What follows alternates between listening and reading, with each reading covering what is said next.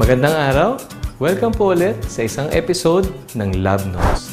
Ito po si Doc Mark at ang pag-uusapan po natin ngayon ay tungkol sa skin testing for allergies. Kailan po nire-request ng isang doktor ang skin testing for allergies? Kapag kayo nagkaroon ng pangangati o pamumula sa katawan na hindi po nawawala kahit na kayo nag-iinom ng mga antihistamine, ito po ay isang senyales na kayo po ay kailangan na talaga magpatingin sa doktor.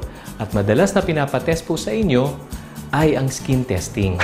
Ngayon, paano po ginagawa ito? Unang-una, bago po kayo gumawa ng skin testing, kailangan po hindi po kayo iinom ng any antihistamine, kundi hindi po magiging accurate ang ating resulta. Ngayon, ang madalas na tinetest po rito kung ano yung mga common allergens natin, tulad ng mga molds, mga alikabok, sa pagkain, at kung ano-ano pa. So, gagabayan ko lang po kayo kung paano ginagawa ang skin testing. Madalas po ito, malagyan po kayo ng marka sa inyong balat. Pwede po yan dito sa ating tinatawag na forearm ng iba't ibang klaseng allergen po na pwedeng inject po sa inyong balat. Ang tinatawag po dito ay intradermal injection. Ito po ay pag-inject sa ilalim lang po ng balat natin. And then after 15 minutes, babasahin po ulit ng nurse o doktor kung ito po ay positibo o hindi.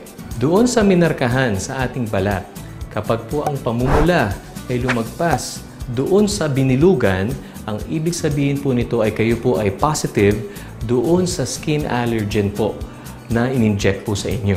Ngayon, kung sakaling ang positive ang ating resulta, ang gagawin ng nurse o doktor ay sasabihan kayo na maghintay muna.